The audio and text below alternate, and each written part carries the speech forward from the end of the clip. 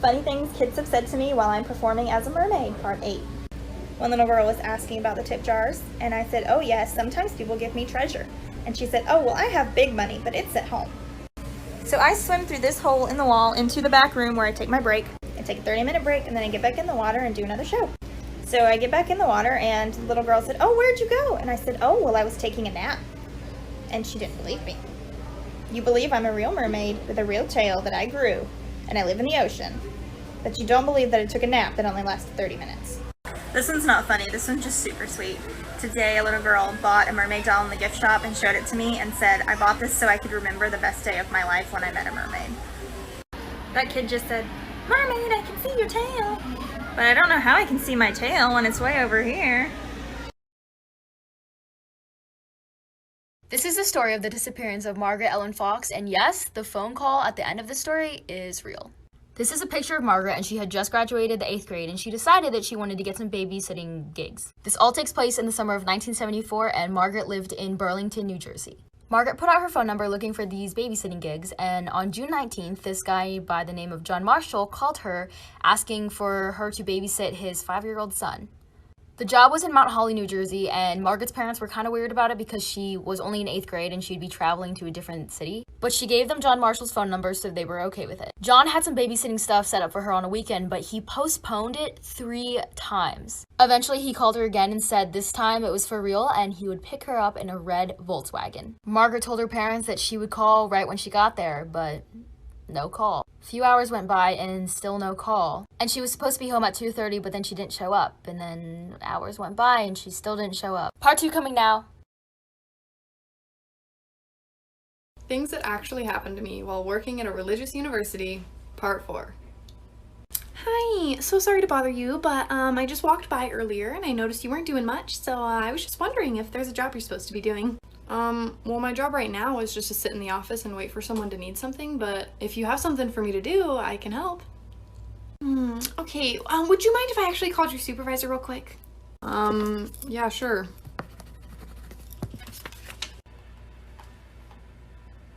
Hello? Hi, I have one of your employees here and she's not doing much, so I just thought I'd let you know. Well, thanks for your concern, ma'am, but her job is just to sit there and wait for someone to need something, so unless you have something for her to do, she's doing her job just fine. Oh, alright. I'm just gonna go. Have a nice day, ma'am.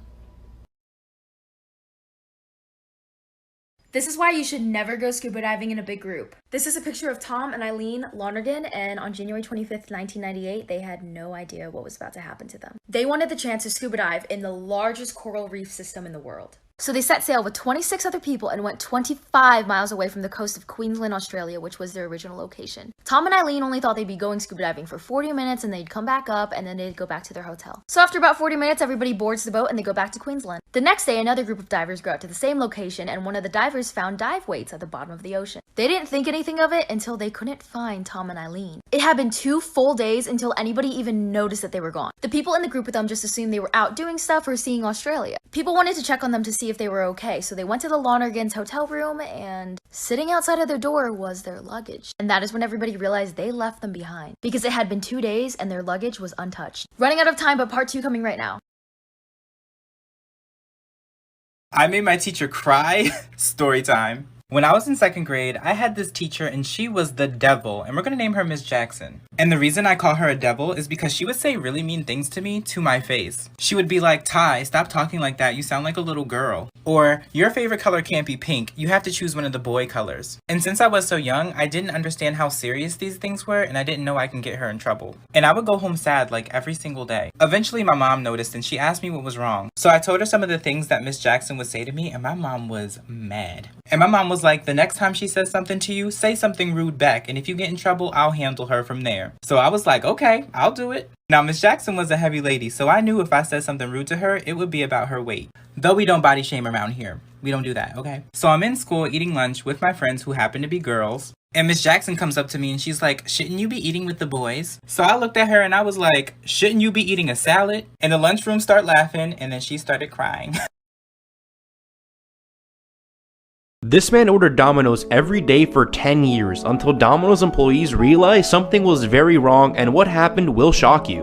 Kirk Alexander is a 48-year-old man who lives alone in his house in Salem, Oregon. And his favorite food is pizza, and for 10 years Alexander has ordered from the same Domino's pizza shop every day. But one day he suddenly stopped, and the Domino's employees were very shocked when they found out why. Sarah Fuller, the general manager for the Domino's shop, saw that he hadn't ordered in 11 days straight, and she knew something was wrong. So Fuller decided to send an employee named Tracy Hemblin to go check on their loyal customer. As he approached the front door, he could see that the lights inside were on, but when he knocked, no one answered. So Sarah called 911, and when police arrived, they found him on the floor gasping for air. He had suffered a stroke, but this is when the story gets way better. He has since made a full recovery, and the host of Good Morning America gave the entire restaurant staff an amazing gift. They all got tickets to the premiere of Captain America: Civil War.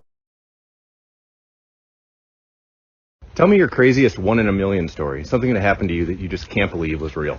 So my dad always wanted a son. He just kept trying, and he just couldn't give up. I have 3 sisters. He kept trying. And then there was me. I was finally born. I wasn't supposed to be born on the day that I was born. I think my due date was earlier or later. I forget. But my dad, the day that I was born, he had to cancel work. And the day that he had to cancel work, he had a security meet on the 101st floor of Tower 1 of the Twin Towers. And I was born on September 11th, 2001. So my dad didn't go to work that day, and he got a baby boy. Oh. One day, my cousin made a Tinder, and we were having a family barbecue, so he came over. He was like, oh my god, Sam, like this really hot girl just like matched with me, and then he shows me. And then I see the profile, and it's literally pictures of Madison beer. But the name on the profile was like Kalani. I was like, bro, I don't know who you think you're fucking texting, but it's not Madison beer. You're texting someone's fucking auntie right now. Whole ass auntie. He's like, guess we're about to find out. I was like, no, what the no? He's like, yeah, I just gave her the Addy. She's about to pull up. Like, we're gonna meet. Like, it's all cool, Sam. Like, trust me. Trust me. Trust me, he said. Okay. I trusted him. So I see a car pull up, and he's like, oh my god, I think it's her. I was like, oh shit, what if I do meet Madison beer? The door freaking opens. And this old lady pops up. I look at my cousin, and I'm like, go! Go hug her! Go! You were so excited. It's Kalani. The one and only. Come on. How my family reacted to me coming out. I'm gay. OMG, I love Titus and Kimmy Schmidt. Didn't you date like 9 girls? We should go to Pride.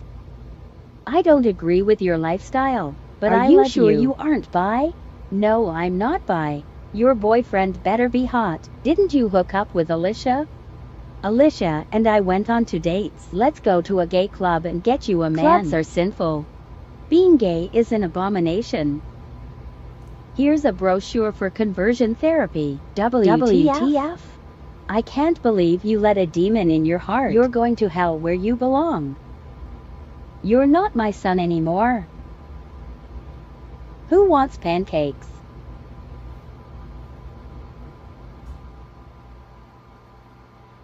Dies from cancer. So this guy named Dave is bragging to his friend about how he personally knows literally everybody. And his friend is a little skeptical. He's like, you don't know everybody. You don't know, say, Tom Cruise, for example. And Dave goes, oh yeah, I know Tom Cruise. We go way back. Come on, I'll show you. They fly out to his house in Hollywood, knock on his door, and Tom opens up and goes, Dave, how are you? I haven't seen you in forever. But his friend is still a little bit skeptical. And he's like, fine, what about former President Barack Obama? You don't know him. And he's like, oh, I know Barack. Come on, follow me. They go to his house, knock on his door. Obama opens up and goes, Dave, I haven't seen you in forever. Come inside, have a couple of drinks. But his friend is still not convinced. He goes, fine, what about the Pope? You don't know the Pope. And Dave goes, follow me. And they fly out to the Vatican, but there's a huge crowd of people. And he's just like, I'm not going to be able to get the Pope's attention from here, so I'll just go talk to the guards since I know all of them, and I'll just go up and see the Pope. And sure enough, 30 minutes later, he's out on the balcony with the Pope. But when Dave is coming back down, he sees his friend is busting out laughing, and he's just like, dude, what's so funny? And he says, I lost it because you came out onto the balcony with the Pope, and the guy next to me goes, who the fuck is up there with Dave? Plastic surgeries that went wrong, part 1. Sarah Taber was a beautiful girl. I mean, very beautiful. And she got famous in 2017 because she was kind of starting to change her looks crazy. Little by little. Some people were even calling her the ugly version of Angelina Jolie. Turns out that she wasn't even trying to look like Angelina Jolie. She was actually inspired by Emily from Corpse Bride. Do you like the before or after? And like this video if I should do a part 2. This 14-year-old boy protected a rape victim from her attacker, and the way he did it is so heroic. On January 16, 2013, James Pearson was watching his 2 younger siblings when he heard frantic banging at the door of his house. Though frightened, James unlocked the door to an alarming sight. It was a woman who was wrapped in clear packing tape with bruises on her face and cradling one arm. She said she had been raped by a man who held her at gunpoint and was transporting her in a car when she escaped. All of a sudden, James saw headlights coming up his driveway, but the 14-year-old did not waste any time. He locked all the house doors, herded everyone into the bathroom, turned off all the lights, and grabbed his hunting knife and waited. And this is when the story gets even crazier. The rapist Eric Ramsey was unable to break in, so he moved on to another plan. He started pouring gasoline on the house and setting it on fire. Luckily, James's father came home just in time to put out the fire before it could spread. And the attacker tried escaping the scene but was later shot and killed. So we all know every school has a bully. At my school, our bully was Brayton Smith. Everyone was scared of him because he was known to enjoy beating people up. Sometimes it seemed like even adults were scared of him too. I was terrified of Brayton, so I just got smart and became his friend. It wasn't always easy being Brayton's friend though. He punched me for no reason, I had to laugh at all of his jokes or he'd give me the look, and he always ate my lunches. But it was worth it. At least I didn't have to worry about him beating me up like other kids did. But one day, Brayton and our classmate Zai started teasing each other. Zai's jokes were so funny, and I chuckled at one of them. I looked at Brayton and Brayton was giving me the look. He told me to come here and I did because he's my friend. Then he put a pencil on his shoulder and said, "Knock the pencil off." I thought it was a joke, so I knocked the pencil off. You know what that means? I'ma beat you up after school. My eyes lit up. Notice he didn't say we're gonna fight. He said he's gonna beat me up. Oh, he's confident. When the last bell rung, I was the first person out the school. I hopped on my bike and pedaled like I stole something.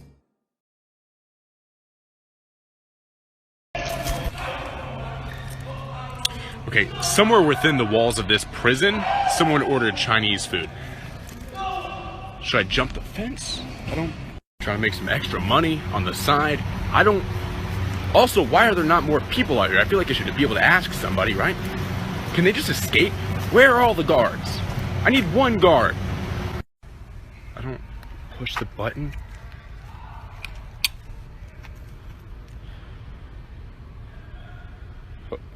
Hello? Got some... Oh, God. Okay, I am in the walls, or in the fences of the prison. Hey! I have 2 beef bowls that I'm delivering. I don't know where to go. You go back out to Apple Yard, take a left. Anyone get a beef bowl? Oh my fucking God, I cannot believe that I just fucking did that. I have never left the beach so fast in my fucking life.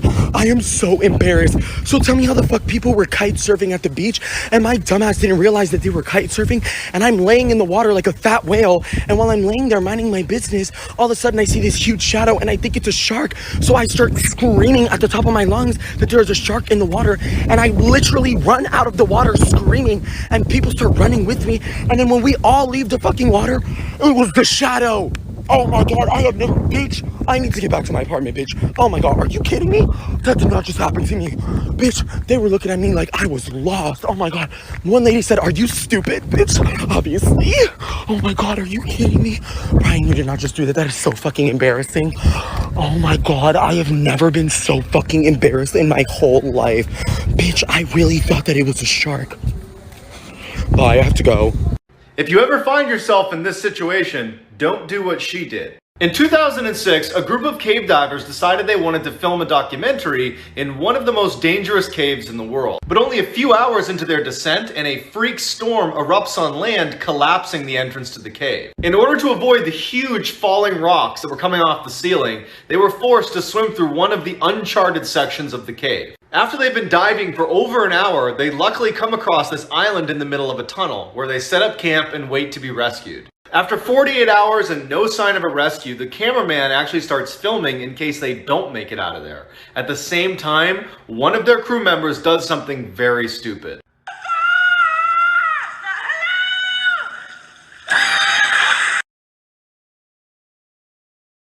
This is the story about the time I lost a game of What Are the Odds and had to ride this board across Europe from Paris to Switzerland. Here's what that looks like. 1 in 10. 3, 2, 1, 7! And just like that, I was off to Paris. I had no idea what to expect. All I knew was I had a huge adventure ahead of me.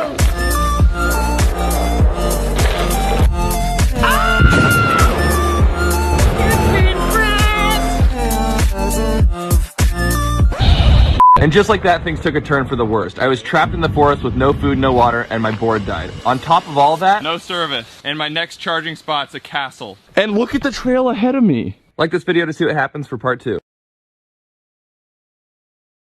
One day, my brother and I were walking to a liquor. To get there, we had to go through an alley. So we're walking through the alley, and then randomly someone throws a rock at us. Like, obviously, we turned around, like, bitch. Literally no fucking cap, we turn around and we see a clown looking at us with a hammer in his hand. I thought it was my mom pranking me, so I remember I looked at the clown and I was like, you're so funny, take off the mask. My brother was like, Sam, what the fuck, stop, like, actually, this is a real clown. I remember I looked at the clown and then the clown's like, you have 5 seconds to run. Don't even try yelling, no one's gonna hear you. Oh, bitch, we flew. This is the best part. So my brother and I, we start sprinting because we want to get somewhere where people are. And the clown starts chasing us. So I remember the clown chased us into this like vacant house. My brother and I didn't know what to do. So we go into the house and then we start hiding, whatever. Tried calling the cops, no fucking reception. And guess whose house it was? Guess who met up at this house? Yes, the picture at the end is real. In 1876, a woman from a very prominent family in Paris goes missing. After years go by and no one has a clue what happened to this woman, friends and family ultimately mourn her death and move on. 25 years later, and this anonymous letter shows up on the Attorney General's desk, claiming that the missing woman's family had a secret. Intrigued by the letter, the police go to the family's home, show it to them, and ask to search the property, to which they say, go for it. They search, they don't find anything, but on the way out, they notice something very peculiar. At the end of some stairs was a door that was padlocked shut. When the family refused to open it, the police break it down and make a horrifying discovery. Cowering on a rotten straw mattress in a pitch black room was the missing woman, now 50 years old and extremely malnourished. Her mother had imprisoned her there after they had fought over her boyfriend, and she had not seen sunlight or another human being in 25 years.